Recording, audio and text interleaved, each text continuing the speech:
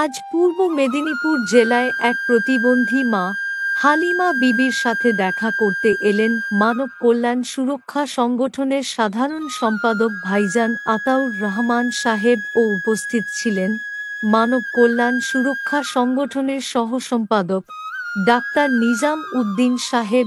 ভালো মন্দ খোঁজ খবর নিলেন ও আর্থিক সহযোগিতা করলেন।